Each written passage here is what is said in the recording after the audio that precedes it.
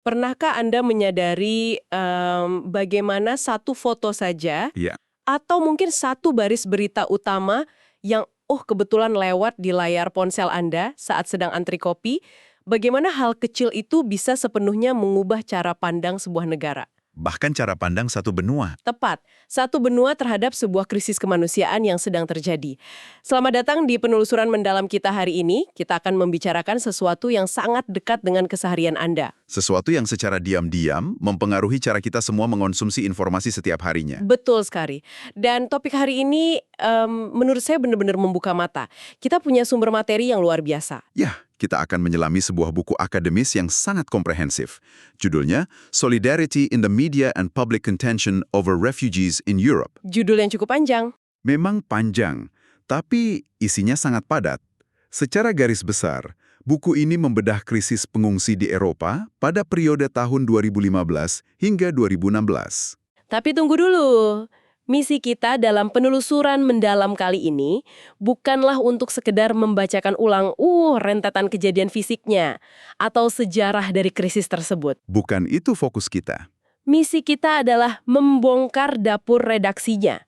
Kita ingin melihat bagaimana media, mulai dari koran cetak yang serius, tayangan berita televisi, sampai ke riuhnya kolom komentar di Facebook. Terutama kolom komentarnya ya. Ya, bagaimana semua itu sebenarnya membentuk perasaan kita, bagaimana mereka mengarahkan rasa solidaritas kita, dan pada akhirnya merakit apa yang kita sebut sebagai opini publik. Karena di era modern ini, yang namanya solidaritas itu tidak lagi hanya terjadi secara tatap muka. Kayak menolong tetangga di sebelah rumah gitu ya. Persis, solidaritas kita saat ini dimediasi oleh layar gawai. Kita menyaksikan penderitaan orang-orang yang berjarak ribuan kilometer jauhnya. Lalu seketika itu juga kita dihadapkan pada sebuah pilihan. Pilihan untuk peduli atau tidak. Apakah kita harus berempati, atau justru kita harus merasa terancam? Nah, mengapa hal ini penting untuk Anda dengarkan? Anggap saja obrolan kita hari ini sebagai sebuah jalan pintas, sebuah shortcut. Jalan pintas untuk apa? Untuk membuat Anda menjadi pembaca berita yang jauh lebih cerdas, lebih awas. Ini tentang memahami bagaimana algoritma, pilihan kata jurnalis, dan narasi para politisi secara halus mengarahkan empati Anda. Sangat krusial di zaman sekarang. Dan yang paling penting, supaya Anda tidak merasa kewalahan atau overwhelmed oleh banjir informasi yang terus-menerus mendera kita setiap saat. Buku yang menjadi sumber kita ini menawarkan perspektif sosiologis yang sangat kaya. Alih-alih hanya menghitung, berapa juta pengungsi yang datang melintasi perbatasan, para peneliti ini justru menghitung angka-angka di dalam teks berita. Di dalam teksnya langsung. Ya, mereka meneliti lanskap media di 8 negara Eropa, mulai dari Inggris, Jerman, Prancis, hingga Yunani dan Polandia. Tujuannya untuk melihat bagaimana kata solidaritas itu diperdebatkan secara terbuka di ruang publik. Oke, mari kita bedah hal ini.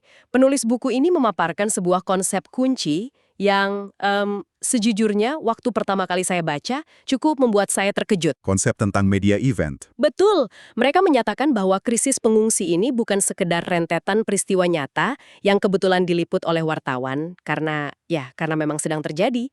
Lebih dari itu, krisis ini dikonstruksi sebagai sebuah acara media, sebuah media event. Yang disutradarai sedemikian rupa di ruang publik.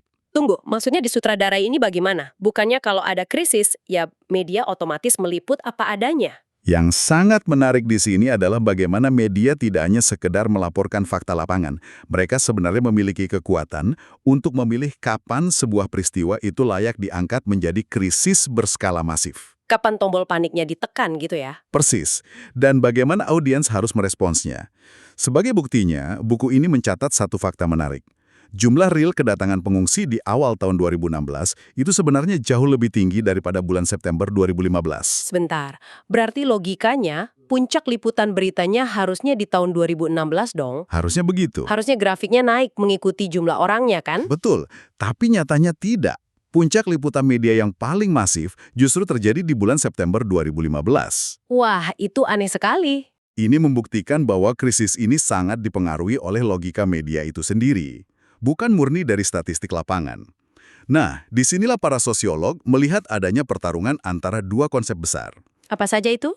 Yang pertama adalah politik belas kasihan atau politics of pity.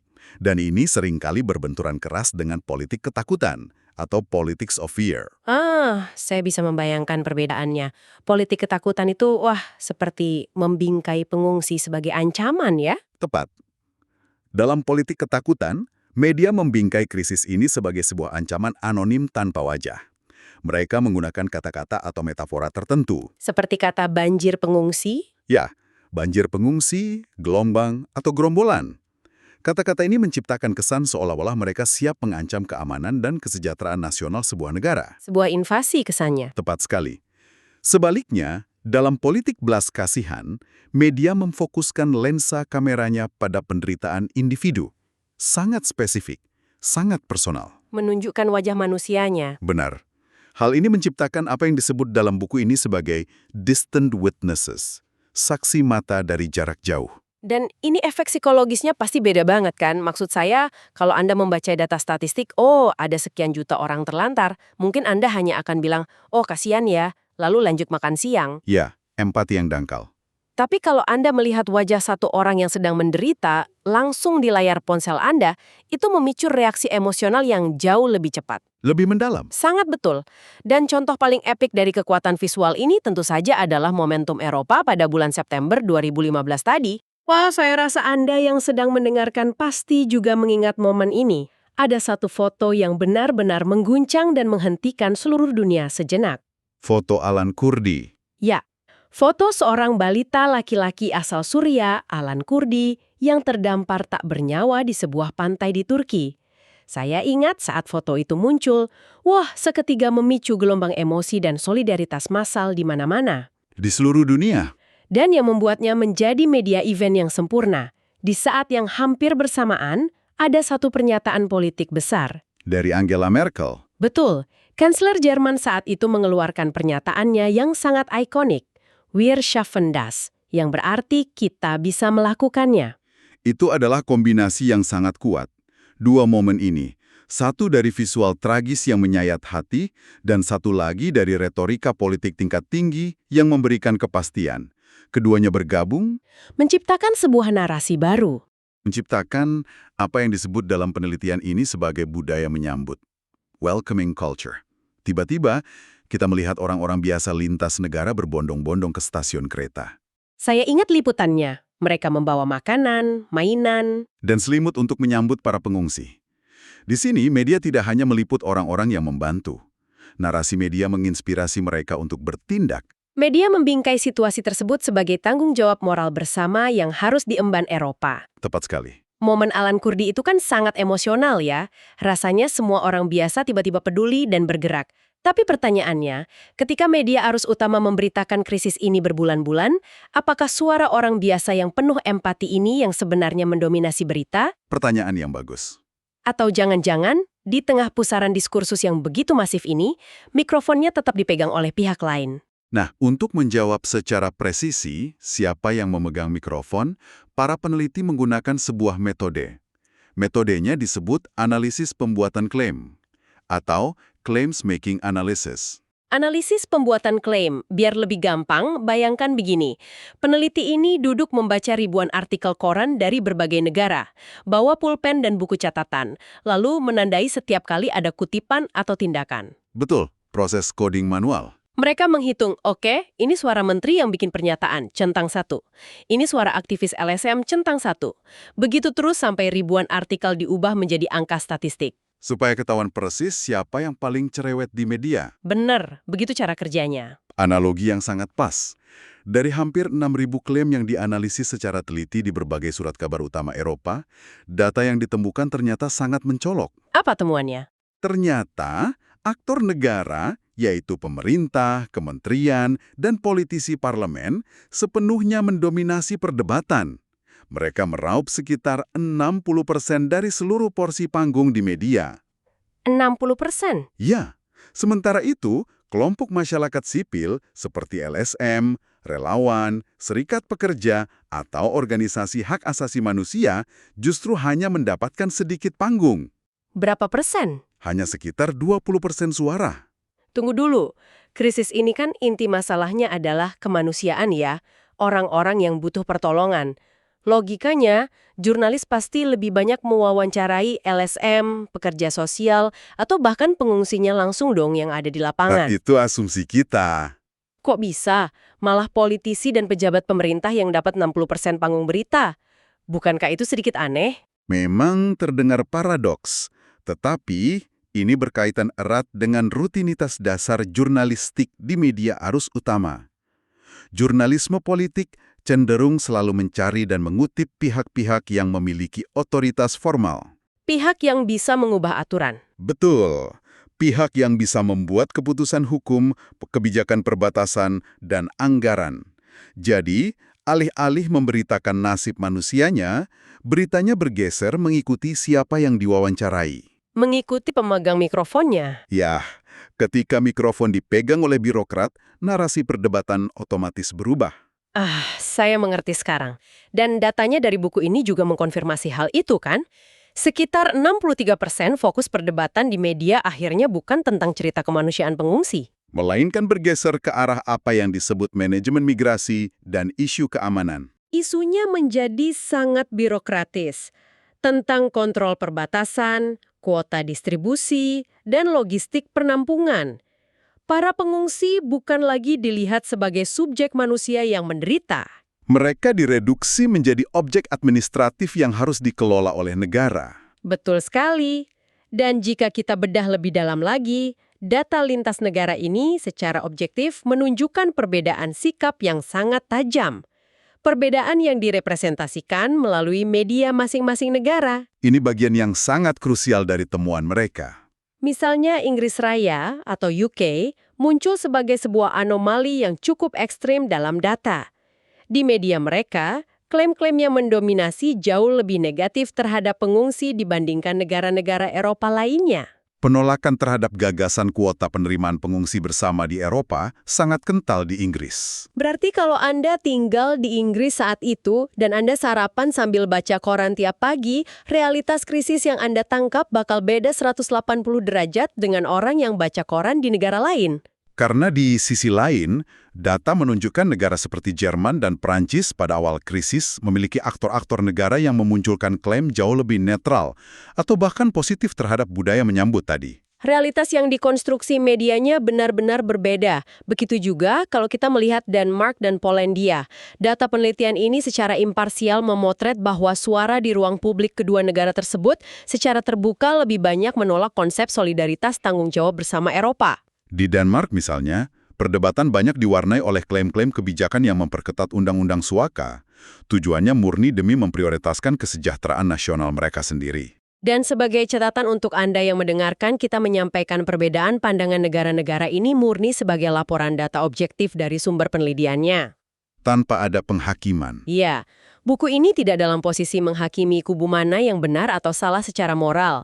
Buku ini hanya membuktikan dengan angka bahwa lanskap media Eropa ternyata sangat terfragmentasi berdasarkan kepentingan nasional masing-masing negara. Fragmentasi ini membuktikan bahwa bahasa birokrasi dan keamanan nasional pada akhirnya lebih mendominasi halaman depan koran, Iya. mengalahkan bahasa kemanusiaan universal. Disinilah hal ini menjadi sangat menarik, karena jika koran dan televisi didominasi oleh aktor pemerintah dengan bahasa birokrasi mereka yang kaku, lalu apa yang terjadi di tingkat akar rumput? Di kalangan masyarakat awam, Tepat. Apa yang dipikirkan oleh warga biasa seperti Anda dan saya saat membaca berita-berita tersebut? Untuk mengetahuinya, peneliti buku ini melakukan langkah yang menurut saya sangat brilian. mereka meneliti media sosial. Ya, mereka menyelami ribuan komentar pembaca di halaman Facebook Surat Kabar Terkemuka. Ada Le Monde di Prancis, The Guardian di Inggris, dan Der Spiegel di Jerman. Mereka fokus meneliti komentar-komentar selama bulan September 2015 tadi. Dan temuan pertamanya langsung mematahkan salah satu mitos terbesar tentang internet. Mitos tentang echo chamber, ruang gema. Selama ini kita kan sering berasumsi bahwa di media sosial netizen itu cuma asal komentar, cuma baca judul berita, lalu berteriak di dalam gelembung mereka sendiri bersama orang-orang yang sepemikiran. Tapi data dari Facebook, Surat Kabar ini menunjukkan fakta sebaliknya. Sebanyak 74,4% komentator di sana benar-benar merespon argumen. Mereka membahas isu atau bereaksi terhadap klaim spesifik yang ada di dalam badan artikelnya. Wah, ternyata nggak cuma asal komen ya. 74% itu angka yang besar. Sangat besar. Ini menunjukkan bahwa kolom komentar di media arus utama saat itu benar-benar berfungsi sebagai ruang diskursus yang hidup. Mereka benar-benar membaca dan merespon, bukan sekedar berteriak ke ruang kosong tanpa membaca isinya. Tapi, ini dia plot twist-nya. Ada perbedaan yang jomplang antara nada artikel dengan nada komentarnya. Benar. Kita ingat bahwa pada September 2015, artikel berita arus utama secara keseluruhan cenderung bersikap positif karena saat itu sedang dilanda tren budaya menyambut. Namun komentar pembacanya justru berbalik arah.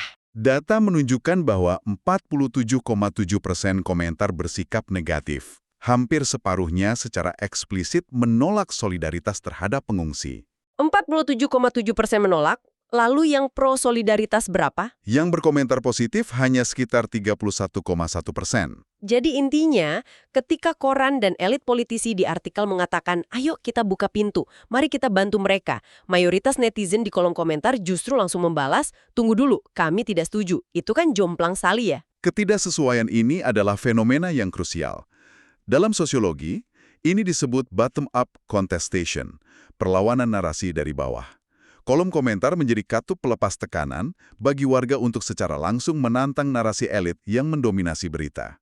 Katuk pelepas tekanan. Menarik. Dan yang lebih mengagumkan dari riset ini, mereka tidak berhenti pada menghitung sentimen positif dan negatif saja.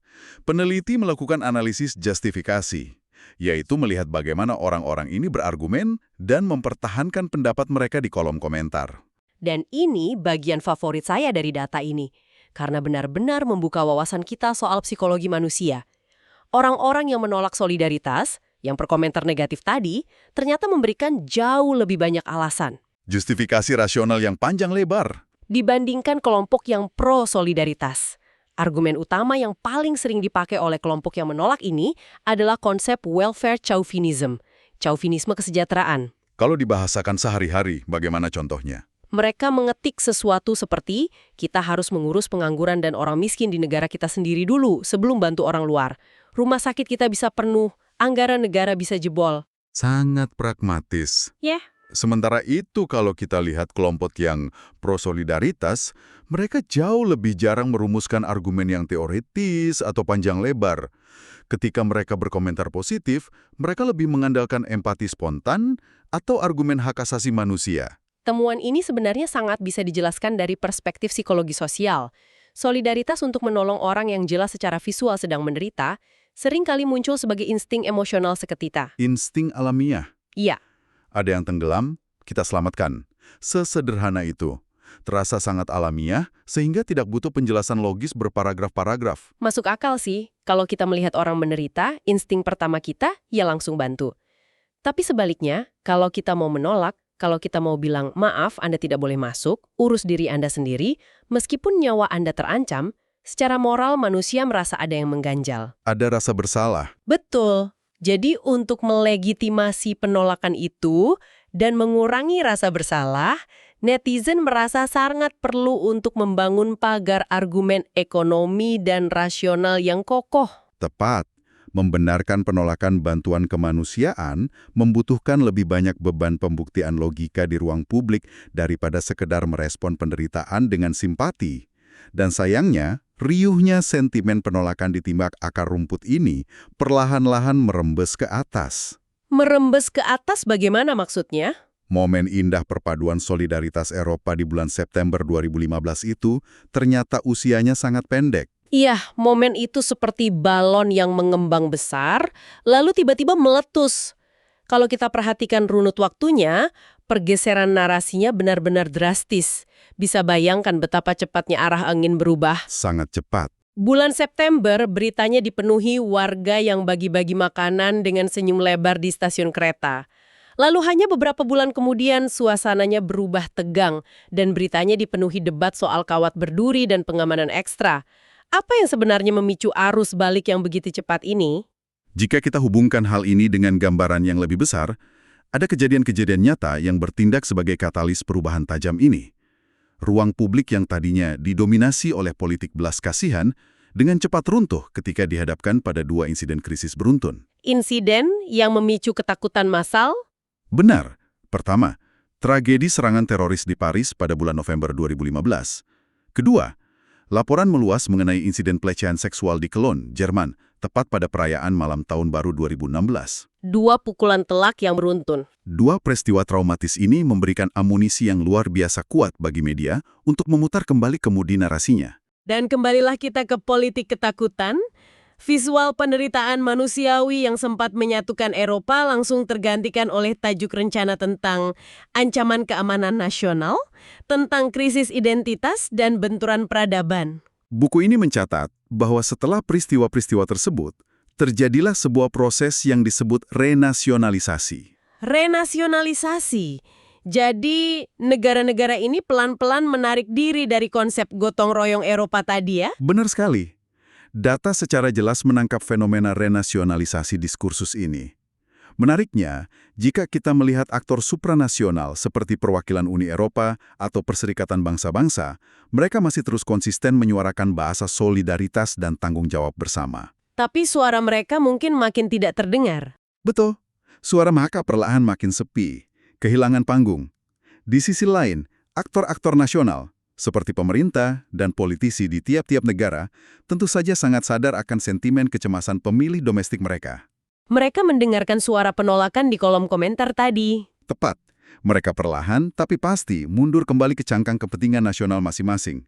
Bahasa yang mereka gunakan di media berubah wujud menjadi jauh lebih pesimis, lebih negatif dan difokuskan pada penutupan perbatasan. Itu artinya, definisi kata kita itu menyusut kembali ya. Saat foto Alan Kurdi mendominasi layar, kata kita berarti seluruh umat manusia. Tapi begitu ada ancaman keamanan, kata kita menyusut seketika hanya menjadi kita warga negara ini saja. Penyusutan empati.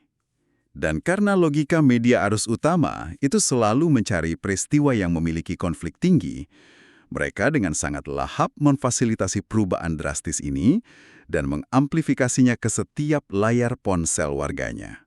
Benar-benar diamplifikasi habis-habisan. Dan itulah rapuhnya sebuah solidaritas transnasional. Ia bukanlah sebuah fondasi yang diam dan permanen, melainkan sesuatu yang sangat cair yang harus terus-menerus dikonstruksi ulang. Dan sayangnya, sangat mudah dibongkar kembali ketika narasi ketakutan berhasil menemukan momentumnya. Jadi, apa arti dari semua ini? Setelah mengurai ribuan data dan membongkar cara kerja berita dalam penelusuran mendalam hari ini, kita belajar satu hal yang krusial. Media yang Anda baca setiap hari tidak hanya sekedar mengabarkan peristiwa atau memberitahu Anda apa yang harus dipikirkan. Mereka selangkah lebih maju. Ya, mereka merancang bagaimana cara Anda meresponsnya. Mereka, melalui narasi politisi dan redaksi, mempengaruhi kapan kita merasa tergerak untuk menyumbang dan kapan kita merasa harus waspada dan menutup pintu rapat-rapat. Solidaritas kemanusiaan ternyata bukanlah sebuah tombol saklar yang bisa dinyalakan atau dimatikan secara magis. Bukan sesuatu yang instan. Ia adalah sebuah arena pertarungan narasi yang hidup, yang terus-menerus ditarik ulur, diperdebatkan, dan dinegosiasikan setiap hari, persis di balik layar sentuh yang ada di genggaman Anda saat ini. Hal ini memunculkan pertanyaan penting untuk Anda refleksikan sebagai penikmat berita aktif. Di era di mana banjir informasi tak pernah berhenti, sejauh mana diet informasi harian Anda telah menyetir empati Anda tanpa Anda sadari? Pertanyaan yang wajib kita renungkan. Sangat penting untuk melatih kepekaan kognitif kita. Mulai sekarang, setiap kali Anda membaca sebuah tajuk rencana yang memicu emosi yang kuat, cobalah mundur sejenak dan bertanyalah, siapa yang sedang memegang mikrofon di artikel ini? Apakah itu politisi, birokrat, atau pekerja kemanusiaan? Iya. Apakah narasi ini menggunakan taktik ketakutan untuk menekan tombol kepanikan saya? Atau sengaja mengeksploitasi belas kasihan sesaat hanya demi meraih klik? Menjadi kritis bukan berarti kita menjadi antipati terhadap berita, melainkan kita menjadi sadar sepenuhnya akan cara mesin narasi ini bekerja. Sebuah pengingat yang sangat tajam dan sangat aplikatif untuk kita bawa ke kehidupan sehari-hari. Dan sebagai penutup sesi kita kali ini, saya ingin meninggalkan Anda dengan satu pemikiran provokatif. Sesuatu untuk Anda renungkan sambil melanjutkan aktivitas Anda hari ini. Mari kita dengarkan. Jika ternyata desain algoritma media sosial yang kita pakai setiap hari, ditambah dengan siklus berita arus utama, memang pada dasarnya lebih menghargai konflik dan drama. Jika mereka lebih menyukai politik ketakutan yang sensasional, atau hanya fokus memompa politik belas kasihan yang umurnya cuma sebulan, mungkinkah kita selama ini berharap pada tempat yang salah? Sebuah paradoks media modern. Mungkinkah untuk memelihara rasa solidaritas kemanusiaan yang benar-benar stabil dan berjangka panjang, kita sebenarnya membutuhkan bentuk platform baru, sebuah ruang publik masa depan dengan aturan dan insentif yang benar-benar berbeda dari apa yang kita miliki sekarang? Sesuatu untuk dipikirkan. Terima kasih banyak telah menginvestasikan waktu Anda yang berharga bersama kami dalam penelusuran mendalam ini. Teruslah membaca, teruslah bertanya, dan sampai jumpa di penelusuran materi berikutnya.